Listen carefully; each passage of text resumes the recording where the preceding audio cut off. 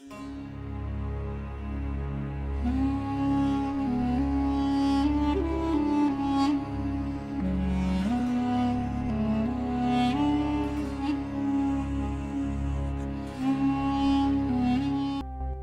Villa অভিশপ্ত একটি বাড়ির নাম। বরিশাল নগরীর দক্ষিণ আলেকান্দায় হোসেন ভিলা বাড়িটি অবস্থিত। আমজাদ হোসেনের বাড়ি এটি। তার 3 ছেলে 4 মেয়ে। সময়ের পরিক্রমায় হোসেন সাহেবের ছেলেমেয়েরা আজ সবাই প্রতিষ্ঠিত। হোসেন সাহেব মারা যান 1998 সালে একটা সড়ক দুর্ঘটনায়। তারপরেও তার মৃত্যু নিয়ে লোকমুখে অনেকগুলো কথা প্রচলিত আছে। হোসেন সাহেব চলন্ত বাসের দরজায় দাঁড়ানো ছিল।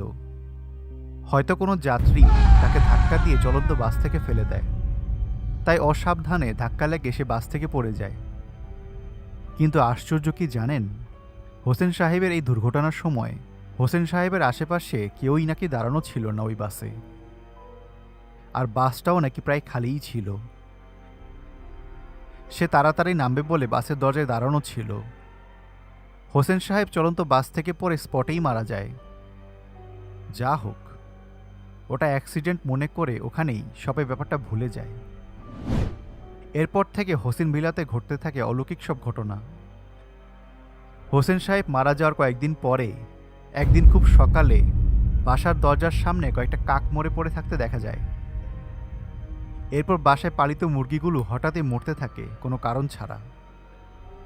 হোসেন ভিলা ঘরটা টিনের ছিল। রাতে টিনের চালের উপরে কারো হাঁটার শব্দ পাওয়া যায়। এত কিছুর পরেও বাপদাদার ভিটা মায়াতে ওই ঘরটা কেউ ছাড়তে রাজি হয়নি। হোসেন সাহেবের স্ত্রীর এক কথা, তার স্বামীর ভিটা ছেড়ে সে কোথাও যাবে না। এর কয়েকদিন পর বাসা থেকে খুবই বাজে একটা পচা গন্ধ আসতে থাকে, যেমন কিছু মরে পচে গেলে যেমন গন্ধ হয়। হোসেন সাহেবের ছেলেরা পুরো ঘর খুঁজেও কিছুই পেল না। এক সময় সিদ্ধান্ত হলো ওই বাসা ছেড়ে অন্য কোথাও চলে যাবে। হোসেন ভিলা খালি করে চলে যায় সবাই ভাড়া বাসায়। সেই থেকে ওই বাসা এখনও আজ 21 বছর খালিই পড়ে আছে। ওই বাসা হোসেন সাহেবের পরিবার কারো কাছে বিক্রি করতে পারছেন না।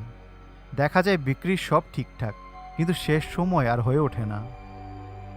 এই দীর্ঘ 21 বছরে ওই হোসেন ভিলাকে কেন্দ্র করে অনেক ভৌতিক ঘটনা ঘটেছে। প্রথম ঘটনাটা শুরু হোসেন সাহেব মারা যাওয়ার পরই। এরপর হোসেন সাহেবের পরিবারের লোকজন বাসা ছেড়ে চলে যায়। পুরো ঘর খালি পড়ে থাকবে, তাই হোসেন সাহেবের ছোট ছেলে রানা তার ম্যানেজারকে ফ্যামিলি সহ থাকতে বলেন। ম্যানেজার ঘরের ভিতরে ঘটে যাওয়া এত কিছু জানতো না। রানা ছিল অনেক বড় ব্যবসা। বাবা মারা যাওয়ার পর রানার ব্যবসা আরও ফুলে ফেঁপে ওঠে। তো ম্যানেজার হোসেন ভিলায় থাকা শুরু করলো। ম্যানেজারের পরিবার বলতে বউ আর ছিল একটা বাচ্চা। ম্যানেজারের সাথে আমাদের এলাকার ছেলেদের, মানে আমাদের তখন খুব ভালো সম্পর্ক ছিল। আমাদের তো তখন কাজ টোটো করে ঘুরে বেড়ানো আর আড্ডা দেওয়া। তো ম্যানেজার সাহেবের ভালো সম্পর্কের সুবাদে তার বউ মানে ভাবির সাথে কথা হতো মাঝে মাঝে। একদিন গলির সামনে একটি দোকানে বসে আড্ডা দিচ্ছি, এমন সময় ভাবি এসে বলল। ভাই, একটা কথা বলার ছিল।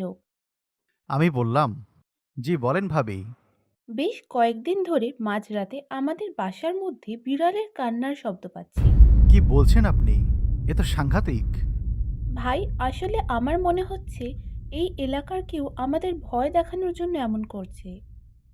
আপনারা একটু ব্যাপারটা দেখবেন প্লিজ। ঠিক আছে ভাবি, আমি দেখছি। এরপর এলাকার সব ছেলেদেরকে ডেকে জিজ্ঞাসা করলে ওরা কেউ কিছু বলতে পারেনি। ওই ব্যাপারে আর কোনো সুরাহা হয়নি। একদিন রাতে ভাবি তার বাচ্চা সহ একা বাসায়। তার জামাই অফিসের কাজে বরিশালের বাইরে ছিল। সেই রাতে ভাবি তার বাচ্চার মতো হুবহু আরও একটা বাচ্চা তার রুমে দেখতে পায়। তার ওই খাটের উপরে তার অন্য পাশে শোয়া।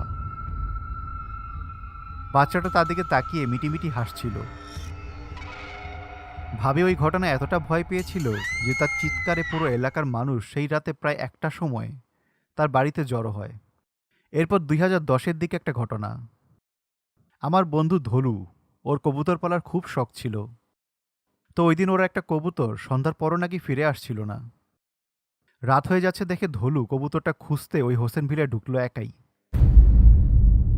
এদিকে একটা কথা বলে রাখা ভালো, ততদিনে হোসেন ভিলার দরজা জানালা প্রায় ভঙ্গুর, তাই যে কোনো কিছু খুব সহজে ওই পরিত্যক্ত বাড়িটিতে ঢুকতে আর বের হতে পারত।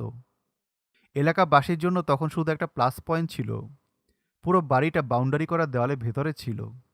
ধলু ওই বাসায় কবুতর খুঁজতে ঢুকে আর বের হয়ে আসেনি। রাত বাড়ছে, ধলুর কোনো খোঁজ নেই। ধলু যে ওই বাসায় ঢুকেছে তা কেউ খেয়াল করেনি। এলাকায় সব জায়গায় খোঁজা হয়, কিন্তু ধলুর খোঁজ পাওয়া যায়নি। ওর বাসা থেকে একবার বলছে ওরা থানায় জানাবে। এই যখন ভাবা, এরই মধ্যে রাত 2টার দিকে ওর বাসার সবাই দেখেন ধলু সেই পরিত্যক্ত বাড়ি হোসেন ভিলা থেকে বের হচ্ছে। ধলুদের বাসাটা ছিল ঠিক হোসেন ভিলার গেট বরাবর সোজা।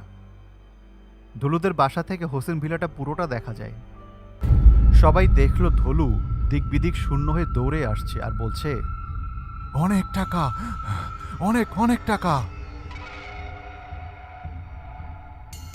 ওকে তখন 3-4 জন জাপটে ধরে, কিন্তু ওর গায়ে অসুরের শক্তি, কোনোভাবে ওকে ঘিরে ধরে রাখা হয়।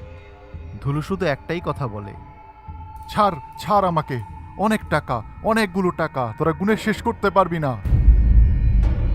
সেই ধলু বদ্ধ পাগল ছিল প্রায় 3 মাস। এরপর ওকে ডাক্তার আর ফকির দেখিয়ে ঠিক করা হয়। ঠিক হওয়ার পর ধলু বলেছে ও শুধু ওটুকুই মনে আছে, ওখানে অনেক টাকা দেখেছে ও ওই ঘরে মেঝেতে পড়ে থাকতে। টাকা ওঠাতে গিয়ে কিছু একটা ওকে পেছন থেকে চেপে ধরেছিল, এটুকুই ওর মনে আছে, আর মনে নেই। এরপর 1917-র শেষের দিকে আরও একটা ঘটনা ঘটল। মিয়াদ আমার বন্ধু প্লাস ছোট ভাইয়ের মতো। ওদের বাসাটা হোসেন ভিলার দক্ষিণ পাশে। একদিন রাতে ওরা ঘরের সবাই শুনতে পায়, তখন মাঝরাত, বৃষ্টির মতো হোসেন ভিলার টিনের চালে ইট পড়ছে। অনেক বড় বড় ইট। ইট পড়ার শব্দ নাকি বোমা ফাটার শব্দের মতো মনে হচ্ছিল। ওরা ওদের জানালা খুলে দূর থেকে দেখছিল। হাজার হাজার ইট উড়ে এসে পড়ছে টিনের উপরে। অদৃশ্য কেউ মারছে ইটগুলো। ওরা ভয়ে জানালা লাগিয়ে সারা রাত না ঘুমিয়ে বসে থাকে। কিন্তু আশ্চর্য ব্যাপার কি জানেন, পরের দিন ওই বাসার আশেপাশে একটা ইটের টুকরোও পাওয়া যায়নি কোথাও।